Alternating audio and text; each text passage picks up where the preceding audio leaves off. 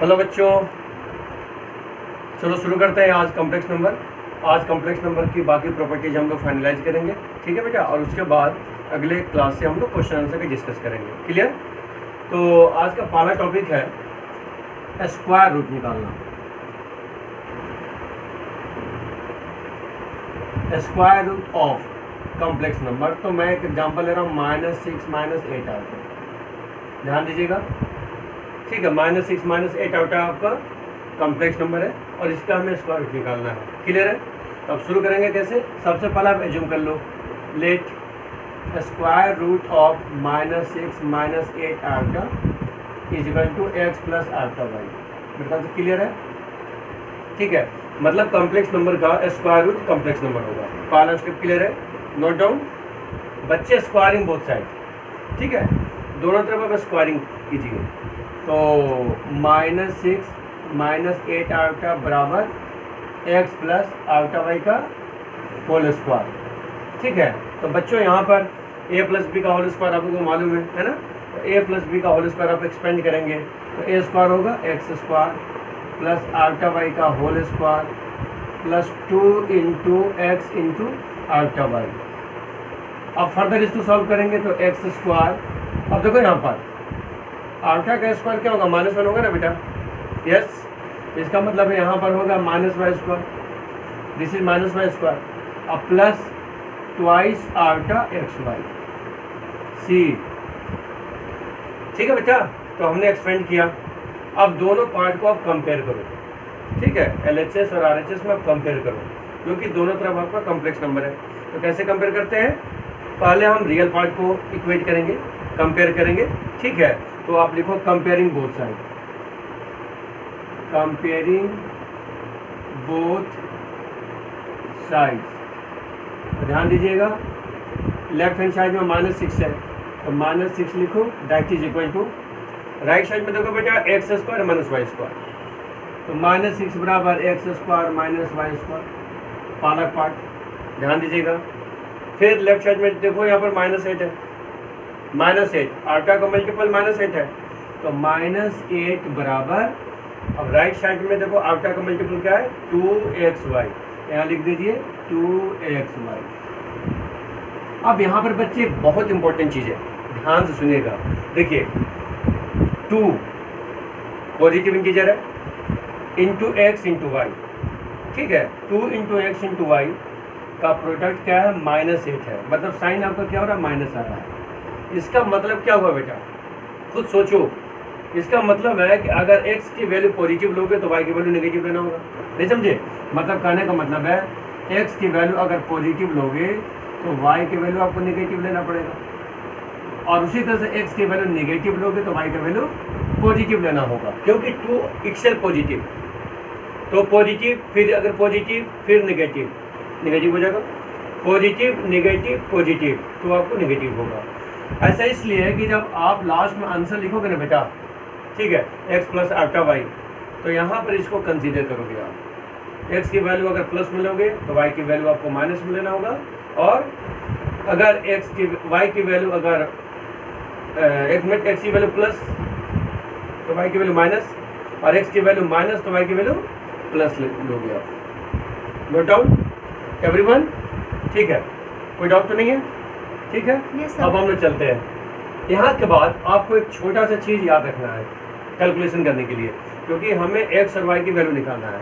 तो बच्चों आप इस फार्मूला को याद रखो, देखो ध्यान से देखना, इसको देखो, इस फार्मूला को देखो, मैं अप्लाई कर रहा हूँ। a प्लस बी का होल स्क्वायर को हम अलजबरा में a माइनस बी का होल स्क्वायर प्लस 4ab भी लिख सकते हैं, याद रखना। ये फार्मूला आपका अलजबरा का है। इससे क्या फ़ायदा होगा कि मैं एक फार्मूला डेवलप करने जा रहा हूँ x और y के बीच में, राइट। अब देखो यहाँ पर इसको देखना, तो x square plus y square का होल स्क्वायर को लिख सकते हैं x square minus y square का whole square plus 4 into x square y square. बच्चे ध्यान से देख लो, ये मेन चीज़ है बेटा, ठीक है। इसको लिखने के लिए मैंने ऊपर वाले फार्मूला को यूज किया। अब यहाँ पर वैल्यू आप पुट करो, देखो x square minus y square क्या है, -6 है। तो आप यहाँ पर -6 लिखें, -6 का होल स्क्वायर प्लस, अब देखो बेटा 4x² y स्क्वायर है, तो यहाँ पर बच्चों 2xy की वैल्यू -8 है ना, तो यहाँ पर लिखेंगे आप -8 का होल स्क्वायर। सॉल्व कीजिए 36 plus 64 that is equal to 100। समझ गए? अब यहाँ से स्क्वायर हटाओ, सो x² प्लस y² बराबर √100। मेरे ख्याल से क्या हुआ, 10 हुआ ना, क्या निकला? देखो यहाँ पर x² माइनस y² की वैल्यू -6 है, क्लियर है? x² प्लस y² की वैल्यू 10 हुआ। तो बच्चे इन दोनों के हेल्प से x और y निकालना है, तो मैं यहाँ पर फर्दर लिख रहा हूँ, ध्यान दो, x² माइनस y² बराबर आपका -6 है, x² प्लस y² बराबर आपका क्या है, 10 है। सिंप्लीफिकेशन जैसे आप 9, 10 में करते थे, ठीक है? ध्यान से सुनिए, मैं दोनों को ऐड कर रहा हूँ, राइट? तो मैं दोनों को अगर ऐड करूँगा तो -y² plus y² cancel, x² 2x², ठीक है? यहाँ प्लस, यहाँ प्लस, यहाँ plus, this is equal to 10 - 6 क्या होगा बच्चे, 4 होगा। तो x² बराबर क्या हुआ, 2 हुआ ना, यस, और x बराबर √2, आंसर क्या हो गया, प्लस माइनस √2। मेरे ख्याल से सही है, देख लीजिएगा कैलकुलेशन करेक्ट होना चाहिए, क्लियर है बच्चे? यस। अब इसी को एक दूसरा ऑपरेशन करो y वैल्यू निकालने के लिए, तो कैसे करेंगे, ध्यान दीजिए, x² माइनस y² बराबर -6, x² प्लस y² बराबर 10, माइनस कीजिए, ठीक है? दोनों इक्वेशन को माइनस कीजिए, साइन चेंज होगा, माइनस, यहाँ प्लस आपको माइनस, यहाँ आपको minus, x² get cancel, -y² minus y² क्या होगा बेटा, -2y² बराबर -16, माइनस माइनस कैंसिल, सो y² बराबर आपका क्या होगा, 8, तो y बराबर √8, और 8 का स्क्वायर रूट, यस, है ना, क्या निकालेंगे, प्लस माइनस 2√2। तो बच्चों देखिए x की वैल्यू भी आपने प्लस माइनस √2 निकाला, यहाँ भी y का वैल्यू भी प्लस माइनस 2√2 निकला। अब यहाँ पर बेटा आप आंसर जब लिखोगे ना, ध्यान देना जो मैंने आपको समझाया था, x की वैल्यू जो प्लस लोगे तो y की वैल्यू माइनस लेना है। तो अब यहाँ पर कुल मिलाकर के, अब यहाँ पर देखो मैं फाइनल आंसर मैं लिख रहा हूँ, कुल मिलाकर के हमारा आंसर है, ठीक है? आंसर x की वैल्यू मैं प्लस में लूँगा, प्लस का मतलब है प्लस √2, तो √2 प्लस आउटा इंटू y की वैल्यू माइनस में लेंगे, तो आउटा इंटू -2√2, और बच्चे x की वैल्यू अगर आप माइनस में लेते हो, -√2 प्लस आउटा इंटू 2√2। ये कंसेप्ट बेटा आपका क्या कहलाता है, square root of complex number. याद रखिएगा, कभी भी कॉम्प्लेक्स नंबर का स्क्वायर रूट अगर आएगा, इस तरह से आप किसी भी क्वेश्चन को सॉल्व कर लेंगे। क्लियर है? नोट डाउन किया आपने? चला आगे। अब इसके बाद ध्यान दीजिएगा, पिछली क्लास में बच्चे हम लोगों ने बहुत सारी प्रॉपर्टी पढ़ी थी, वो था कंजुगेट का, ठीक है? कंजुगेट को लेकर के आज हमें प्रॉपर्टीज पढ़नी है मॉड्यूलस को लेकर के। चले आगे, नोट डाउन। चलो अब इसके बाद हम लोग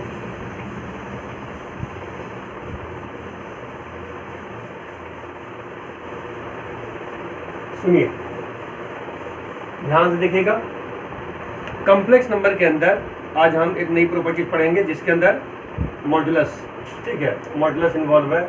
इसका मतलब है हम पढ़ने जा रहे हैं properties of modulus, properties of modulus of complex number.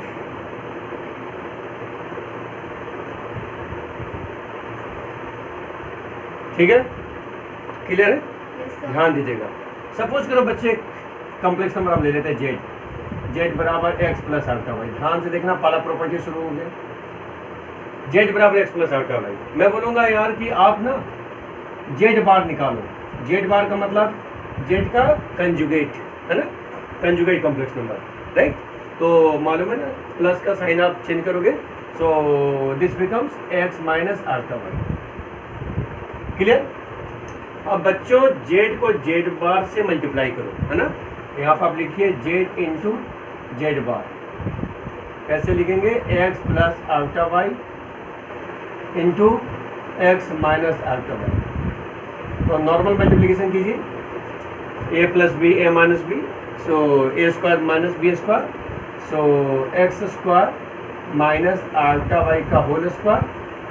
और बच्चों अंडरस्टूड है, अल्फा स्क्वायर आपको -1 होता है ना, तो क्या लिखेंगे? X square plus y square. तो बेटा कैलकुलेशन आपने किसका किया? जेड इंटू जेड बार का, राइट। अब कॉम्प्लेक्स नंबर का मॉड्यूलस निकालिए, राइट। तो कॉम्प्लेक्स नंबर का मॉड्यूलस जैसा मैंने आपको बताया था, रूट अंडर रियल पार्ट मतलब एक्स का whole square plus imaginary part, yes, तो वाई का होल स्क्वायर। अब आप देखो, आपने जेड का क्या निकाला? मॉड्यूलस। तो आप इसका स्क्वायर करके देखो क्या होगा? X square plus y square. बच्चे दोनों वैल्यू सेम है ना, तो आपके सामने प्रॉपर्टीज आया जो क्वेश्चन में आप अप्लाई करोगे।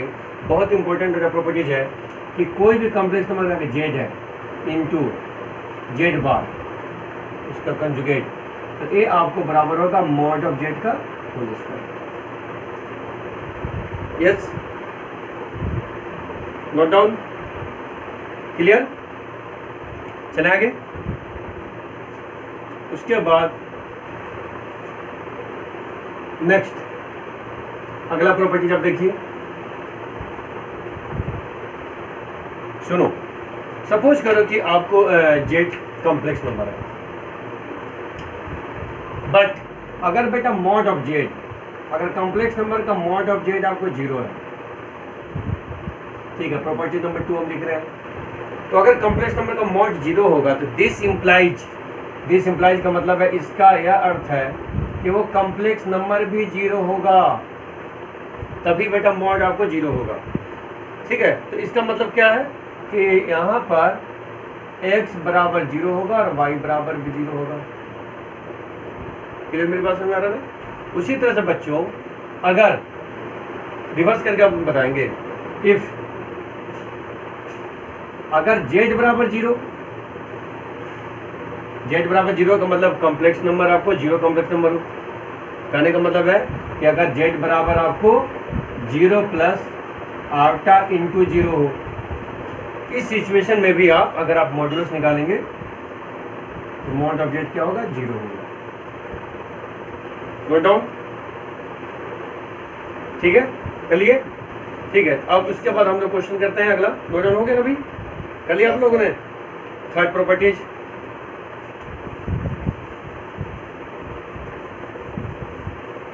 देखो बच्चे, थर्ड प्रॉपर्टीज हम चला रहे हैं, आप ध्यान दो।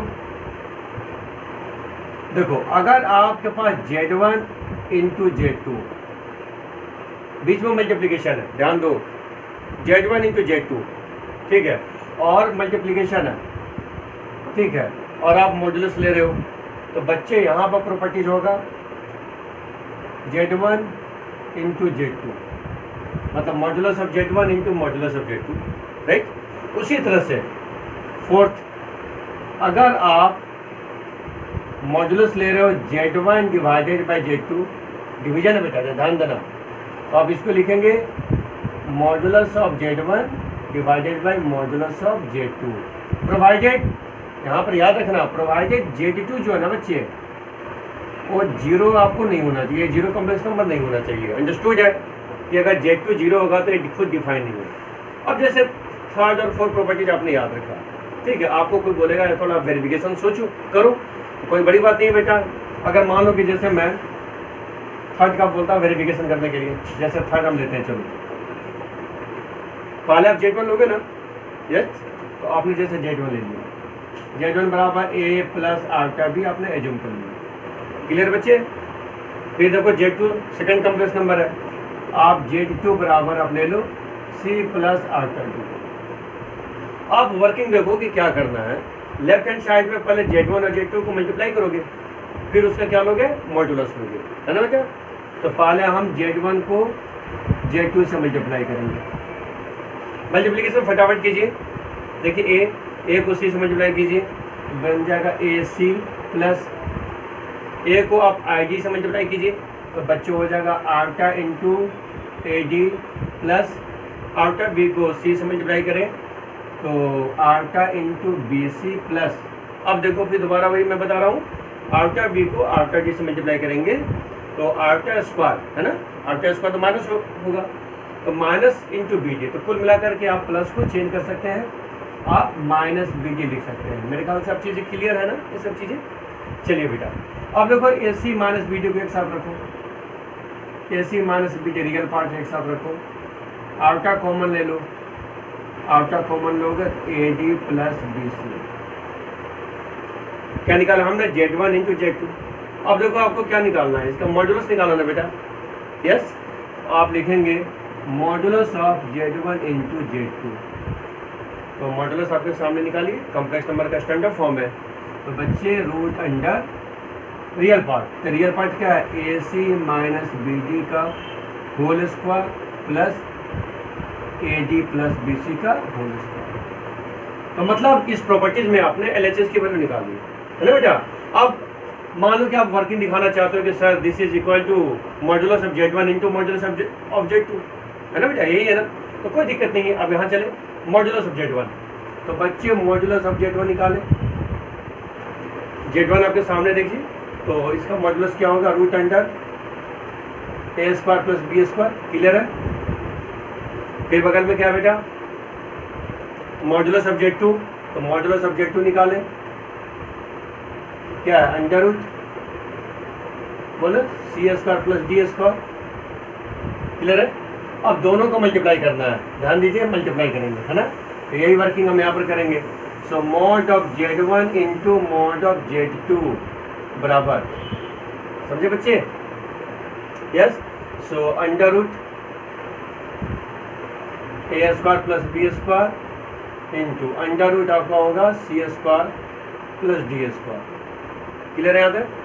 अब इसको मल्टीप्लाई करना है, तो आप मल्टीप्लाई करेंगे तो अल्टीमेट क्या बनेगा अंडर रूट, ध्यान दीजिएगा, a square c square plus a square d square plus b square c square plus b square d square.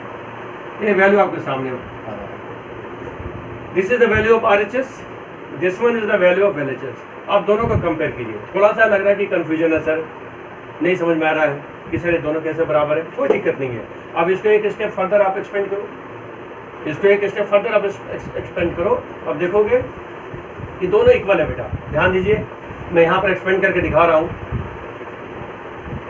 Root under, देखो बच्चे ए माइनस बी का होल स्क्वायर है ना, ए माइनस बी का होल स्क्वायर आइडेंटिटी यहाँ भी यूज करें और यहाँ भी यूज करें, राइट। क्या होता है ए स्क्वायर, तो लिखते जाइए a square c square plus d square, मतलब बी स्क्वायर डी स्क्वायर है ना, तो b square d square minus 2ab, तो दोनों को मल्टीप्लाई करेंगे ना, -2 into a c into b d, तो बन जाएगा -2abcd प्लस, फिर आगे अब चले यहाँ पर a प्लस बी का whole square, so this becomes a square d square plus b square c square plus 2abcd, ultimate minus plus get cancel, है ना बेटा।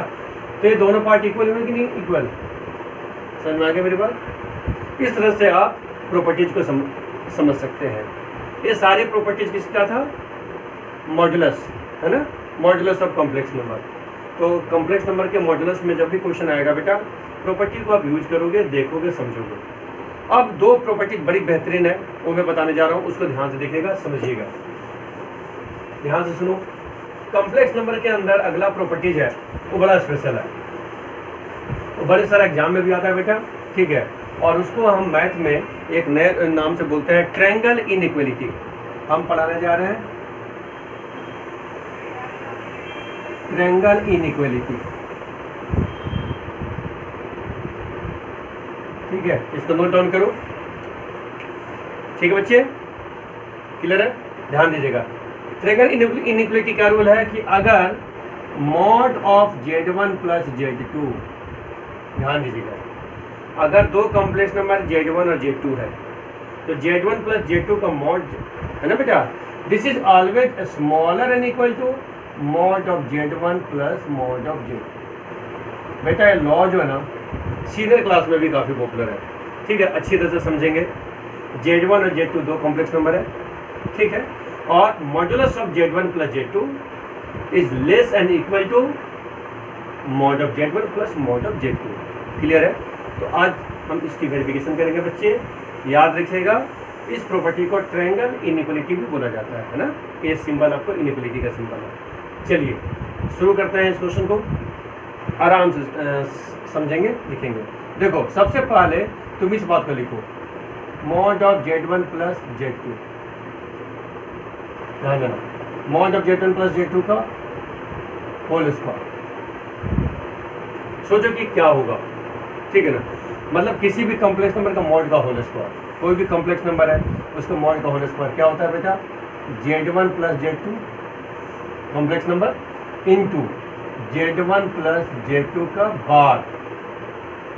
अगर आपको थोड़ा सा कंफ्यूजन है तो बगल में प्रॉपर्टीज में लिखते जा रहा हूँ, या प्रॉपर्टीज इसके ऊपर मॉड ऑफ Z का होल स्क्वायर बराबर लिख सकते हैं Z इंटू Z बार। याद रहेगा? क्लियर है? Yes yes. स्क्वायर है किसका, कॉम्प्लेक्स नंबर के मॉड का, है ना। कॉम्प्लेक्स नंबर के मॉड का होल स्क्वायर बराबर complex number into conjugate of complex number itself. अब इसके बाद हम लोग चलते हैं, ध्यान दीजिएगा, ठीक है, इसको आप कुछ नहीं करना है, अब आगे चलते हैं, ध्यान दीजिएगा। इसको देखिए, Z1 प्लस Z2 है, तो लिखिए Z1 प्लस Z2। यहाँ बेटा प्रॉपर्टीज है, Z1 प्लस Z2 का बार है, बार का मतलब कंजुगेट, तो आप सेपरेट ले सकते हैं ना, तो आप लिख सकते हैं Z1 बार प्लस Z2 बार। क्लियर यहाँ तक? और बेटा आप मल्टीप्लिकेशन, जनरल मल्टीप्लिकेशन आप कीजिए, Z1 इंटू Z1, तो Z1 इंटू Z1 बार प्लस फिर Z1 इंटू Z2 बार प्लस Z2 इंटू Z1 बार प्लस Z2 इंटू Z2 बार। ठीक है, नॉर्मल मल्टीप्लिकेशन आपने कर दी। बच्चे अब देखिए यहाँ पर और यहाँ पर दोनों जगह ये प्रॉपर्टी दोबारा फॉलो होगा। ध्यान से देखो, Z इंटू Z बराबर मॉड Z का स्क्वायर होता है, तो बच्चों यहाँ पर Z1 इंटू Z1 बार होगा मॉड ऑफ Z1 का होल स्क्वायर प्लस वही प्रॉपर्टीज आप यहाँ भी चलाएं, Z2 इंटू Z2 बार क्या होगा, मॉड ऑफ Z2 का होल स्क्वायर। अब जो है इसको लिखो पहले, देखो Z1 इंटू Z2 बार प्लस, अब तुम देखो यहाँ पर एक कॉम्प्लेक्स नंबर है बेटा, मैं इसको चेंज कर रहा हूँ। अब देखो ध्यान से देखना बच्चे, एक कॉम्प्लेक्स नंबर है ना, इस कॉम्प्लेक्स नंबर का अगर आप कंजुगेट लोगे तो this one you will get. तो कहने का मतलब है कि Z1 इंटू Z2 बार, मैं यहाँ पर लिख रहा हूँ Z1 इंटू Z2 बार का,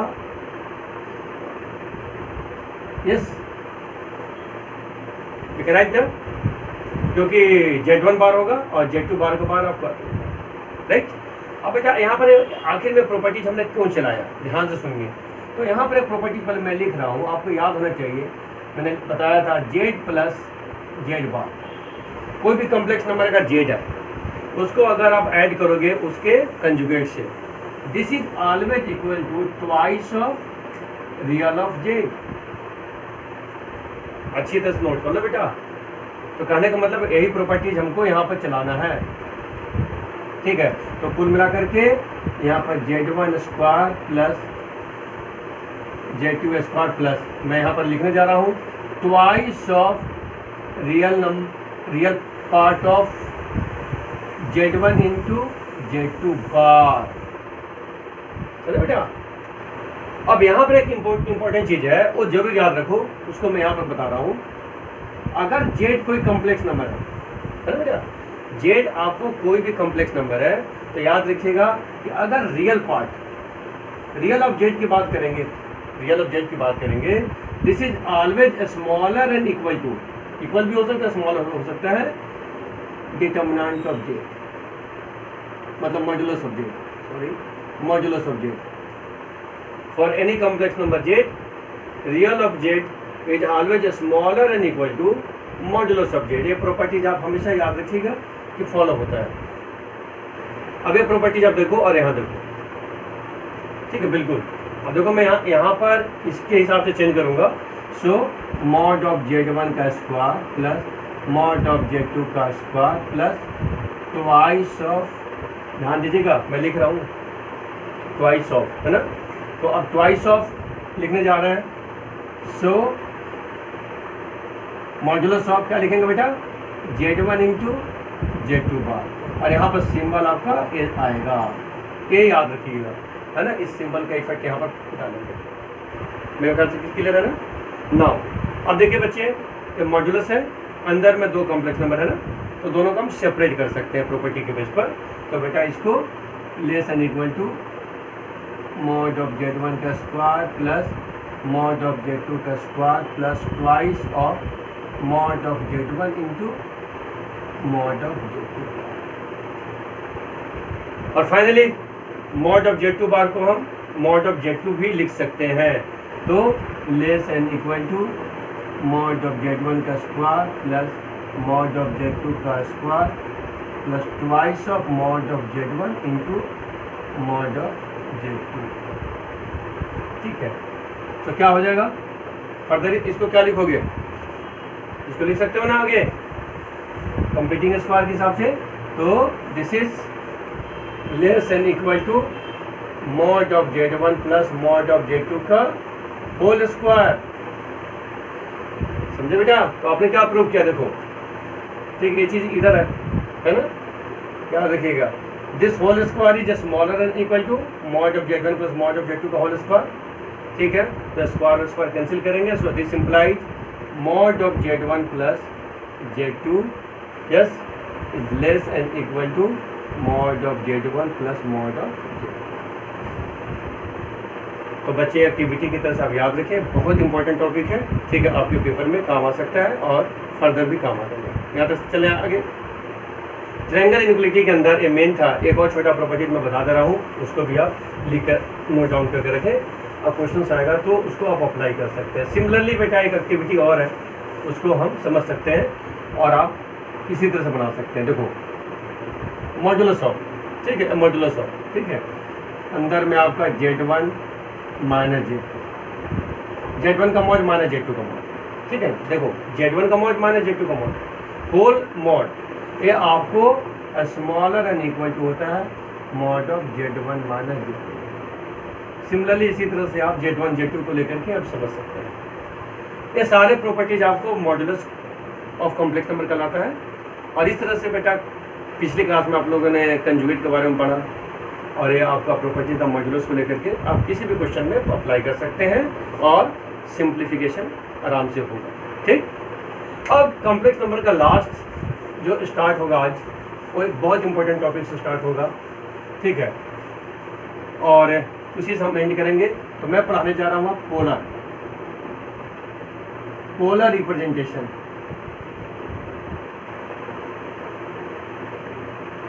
ध्यान से सुनिए बच्चे, इसी से आज की क्लास एंड होने वाली है, बेहतरीन टॉपिक है, ध्यान से समझिए।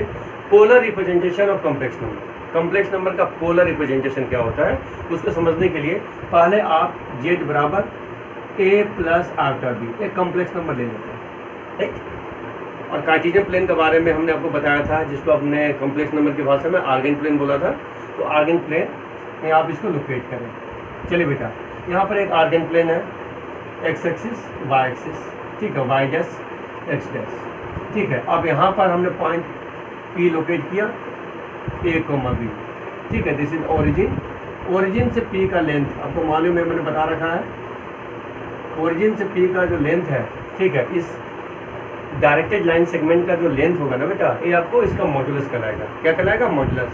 मान लो कि मैंने मॉड्यूलस को R से डिफाइन किया, स्मॉल r डिफाइन किया। अब देखो यहाँ पर P से यहाँ से परपेंडिकुलर डालो एक्स एक्सिस पर एंड इस एंगल को थीटा ले लो। ध्यान से सुनना, जो कॉम्प्लेक्स नंबर का पोजीशन है बेटा P, पोजीशन है P, और आपने O से P को ज्वाइन किया, this OP line segment positive x के साथ थीटा एंगल बना रहा है। मैं दोबारा बता रहा हूँ, OP पॉजिटिव एक्स के साथ थीटा एंगल बना रहा है। This theta is called argument. यही थीटा बेटा कॉम्प्लेक्स नंबर का आर्गुमेंट कहलाता है, आर्गुमेंट। तो कॉम्प्लेक्स नंबर का आर्गुमेंट यहाँ पर आपको पता चल गया। अगर आप कैलकुलेशन करना चाहोगे तो देखो tan थीटा बराबर this portion Pn by ON, मेरे ख्याल से आपको मालूम होगा P by B, perpendicular by base. तो आखिर में Pn क्या चीज़ है, यहाँ पर देखिए Pn है बेटा, Pn जो वैल्यूज है ना, Pn का मतलब b, ये क्या है, कॉम्प्लेक्स नंबर का इमेजिनरी पार्ट। तो हम ऐसे भी लिख सकते हैं इमेजिनरी पार्ट ऑफ z, और ON क्या है, ON आपको a है, ये आपको है रियल पार्ट ऑफ z। ठीक है, इस हिसाब से आप थीटा को निकालोगे। अब यहाँ पर तुम देखो कि कॉम्प्लेक्स नंबर की पोजीशन तो वेरी करेगा। कॉम्प्लेक्स नंबर भी फर्स्ट क्वाड्रेंट में, कॉम्प्लेक्स नंबर यहाँ भी जा सकता है, यहाँ भी जा सकता है, यहाँ भी जा सकता है। रोटेशन के हिसाब से आप उसकी पोजीशन को चेंज कर सकते हो। कुल मिलाकर कॉम्प्लेक्स नंबर यहाँ पर अगर मूव किया, ठीक है, आप वहाँ से ज्वाइन करोगे, ठीक है, तो आप बोलोगे कि सर के according to argument this is your theta, ये आपको थीटा होगा। समझे बेटा, कॉम्प्लेक्स नंबर को आप यहाँ पर लेकर के आओगे, यहाँ पर पोजीशन है, ठीक है, तो फिर आप ज्वाइन करोगे इस तरह से, तो this is the position of theta. ठीक है, कॉम्प्लेक्स नंबर अगर यहाँ पर चला गया, this is the position of theta. और बच्चे अगर कॉम्प्लेक्स नंबर आप यहाँ पर लेकर आते हो, तो दिस इज द आर्गुमेंट। समझे बच्चे, इस तरह से आप आर्गुमेंट के बारे में सोचोगे, समझोगे, जिस तरह से हमने यहाँ पर बताया कि this OP is making angle theta with positive x axis.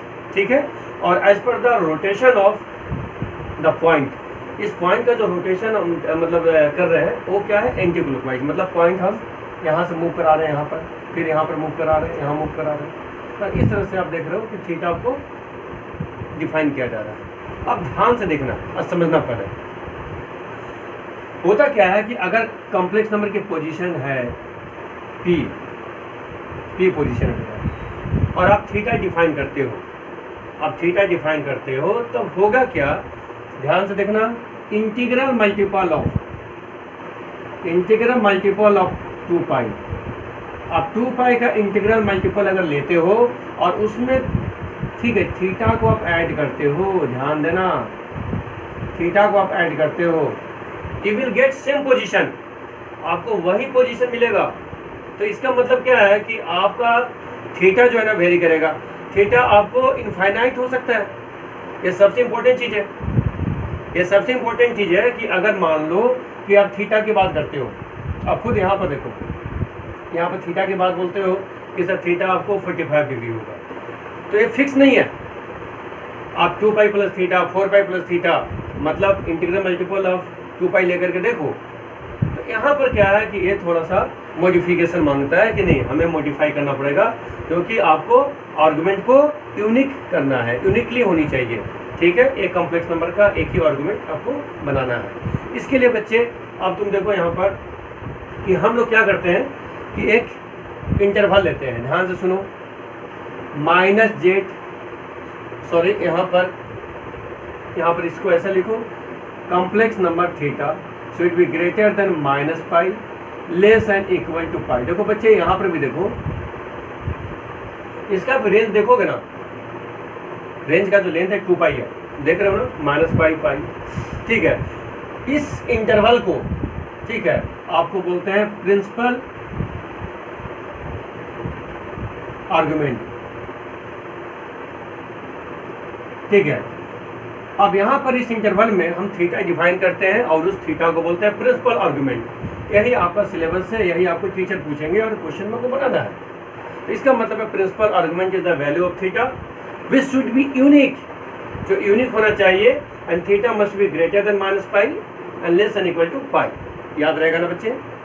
ठीक है, लेकिन इसमें भी थोड़ी बहुत मॉडिफिकेशन करनी पड़ेगी, ठीक है, क्योंकि थीटा को यूनिक बनाना है। तो ध्यान से देखें और अच्छी तरह से समझे बच्चे। लास्ट ये 4 फिगर हम दे रहे हैं, उसको अच्छा से समझेंगे और रिलेट रहेंगे।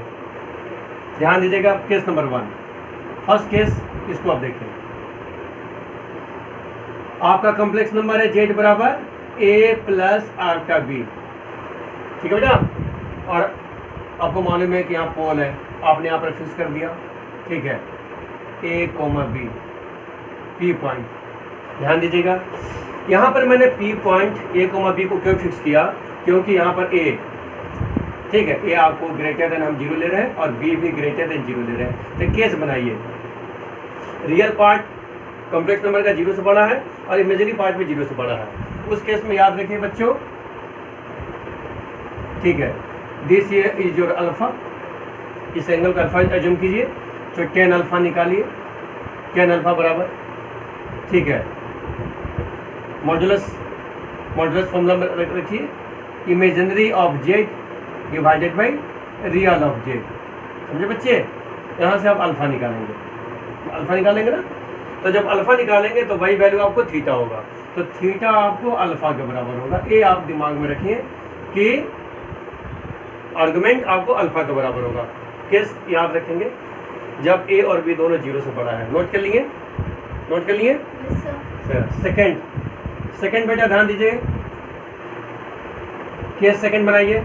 यहाँ पर आपका वही x axis, x dash y dash mark करें, ओरिजिन। अब यहाँ पर कॉम्प्लेक्स नंबर की पोजीशन हम यहाँ लेके जाएंगे, तो यहाँ पर कब जाएगा, सोचो यहाँ पर कब जाएगा, यहाँ पर तब जाएगा पी पॉइंट जब आप x मतलब a की वैल्यू क्या निगेटिव और b की वैल्यू पॉजिटिव होगा। तो ये केस नंबर 2 में a की वैल्यू 0 से छोटा और b की वैल्यू 0 से बड़ा, रियल पार्ट आपको नेगेटिव होगा और इमेजिनरी पार्ट पॉजिटिव होगा। तो बच्चे आप यहाँ से इसको ज्वाइन करेंगे, फिर यहाँ पर परपेंडिकुलर खींचें Pn, जिस एंगल अल्फा। तो बच्चे यहाँ पर फॉर्मूला रखें, टेन अल्फा बराबर आपको मालूम है, मैंने क्या लिखा फॉर्मूला, बोलिए, इमेजिनरी ऑफ जेड बटा रियल ऑफ जेड। क्लियर है यहाँ तक। यहाँ से आप अल्फा निकालें। अब अल्फा यहाँ पर निकालेंगे बच्चे, तो this angle is your theta, तो इसका मतलब आप थीटा बराबर क्या बोलेंगे, पाई माइनस अल्फा। याद रहेगा, ये आपको आर्गुमेंट, ठीक है, आर्गुमेंट की वैल्यू पाई माइनस अल्फा लिख लिया। अब थर्ड ध्यान दीजिएगा, थर्ड में हम जा रहे हैं, कॉम्प्लेक्स नंबर हम यहाँ पर लेते हैं थर्ड क्वाड्रेंट में, x y dash x dash origin. यहाँ पर कब लेंगे, जब ए और बी दोनों आपको निगेटिव होगा, है ना, मतलब ए भी आपको 0 से छोटा होगा और बी भी 0 से छोटा होगा, राइट। तो बच्चे आप यहाँ पर इसको ज्वाइन करें, ठीक है, यहाँ पर पी पॉइंट इसको ले लें। अब यहाँ से परपेंडिकुलर डालें, ठीक है, आपको मालूम है कि यहाँ पर एंगल को आप अल्फा लेंगे। अल्फा कैसे निकालेंगे, सेम फार्मूला, टेन अल्फा बराबर बोले, यस, इमेजिनरी ऑफ जेड बटा रियल ऑफ जेड। बेटा फार्मूला जो लिख रहे हो ना, हमेशा मालूम होना चाहिए कि सर ये अल्फा आपका एक्यूट एंगल है, इस फार्मूला को मॉड में ले रहे हो ना, कंफ्यूजन बिल्कुल नहीं होना चाहिए। अल्फा निकल जाएगा। तो बेटा अब देखो ध्यान देना, अब यहाँ पर हम इस तरह से जाएंगे, इस तरह से एंगल को मेजर करेंगे। ए डायरेक्शन क्या होता है, पहले हम इस डायरेक्शन में जा रहे थे, यस, एंटी क्लॉकवाइज, अब आप क्लॉकवाइज जाएंगे, राइट। तो बच्चे यहाँ पर थीटा होगा, ध्यान देना, पाई माइनस अल्फा का निगेटिव, क्योंकि एंगल को आप निगेटिव लेंगे, क्योंकि आपको मालूम है कि यहाँ से यहाँ तक तो पूरा पाई है ना भाई, तो पाई में से अल्फा को माइनस करेंगे तभी तो एंगल होगा।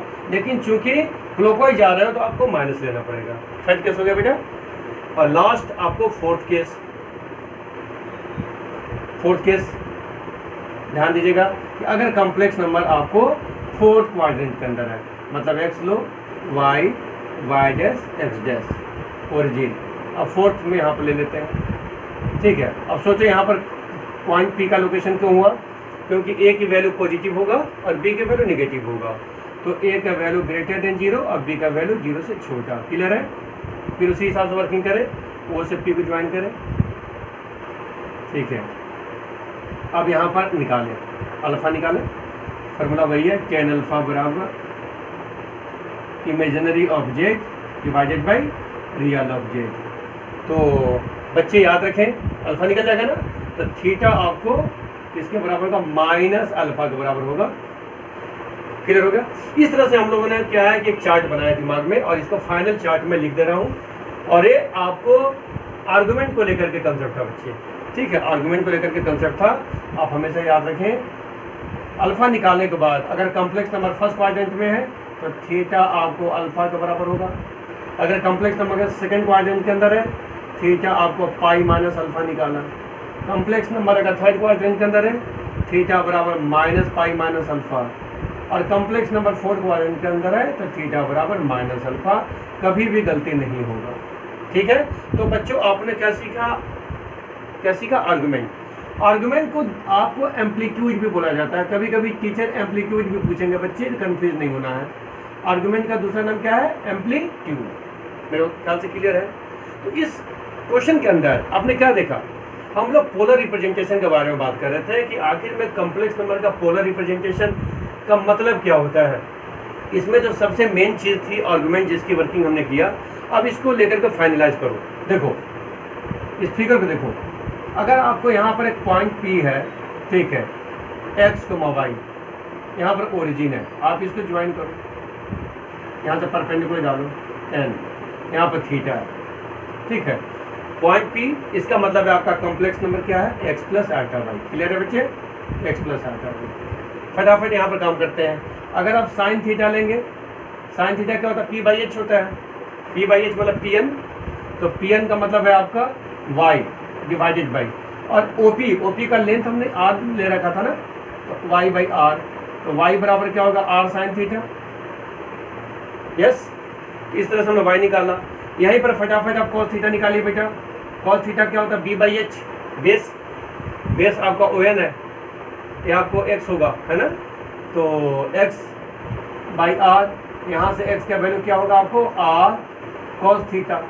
तो बच्चे x और y को अगर आप यहाँ पर डिफाइन करोगे या पुट करोगे, तो z बराबर आपका क्या हुआ? r cos theta plus alpha sine theta, ठीक है, और यहाँ पर yes, r cos theta plus alpha के साथ r भी लो, r को कॉमन ले लोगे, तो बच्चे cos theta plus alpha sine theta, यही आपको पोलर फॉर्म है। पोलर फॉर्म बच्चे यही है, r ब्रैकेट में cos theta plus alpha sine theta, और याद रखिए r आपको मॉड्यूलस कहलाता है, थीटा आपको आर्गुमेंट कहलाता है, जो आपने निकालना सीखा। और जो P पॉइंट है ना, P पॉइंट को आप रिप्रेजेंट करेंगे, देखो P पॉइंट को अगर आप रिप्रेजेंट करेंगे r, थीटा में, इसको बोलेंगे पोलर कोऑर्डिनेट। जो आपने वर्किंग किया, x will be replace by r cos theta and y is replace by r sin theta. Obvious है, polar this coordinate will be defined by r cos theta comma r sin theta. This can be further defined as r comma theta. This is called polar coordinate. This is everything about complex number. इसमें बेटा हम लोगों ने अभी जो classes लिया, ठीक है, इसके पहले भी क्लासेस में हम लोगों ने प्रॉपर्टीज पढ़ा कॉम्प्लेक्स नंबर का, सारे प्रॉपर्टीज को हमने डिफाइन किया। अब नेक्स्ट जो क्लास होगा ना बेटा, उसमें हम लोग क्वेश्चन आंसर करेंगे। प्लीज़ इसको रिवीजन कर लेना, प्रैक्टिस कर लेना, ठीक है। एक्टिविटी की तरह से बेटा घर में आप काम करके आना, फिर हम लोग अगले क्लास में मिलते हैं।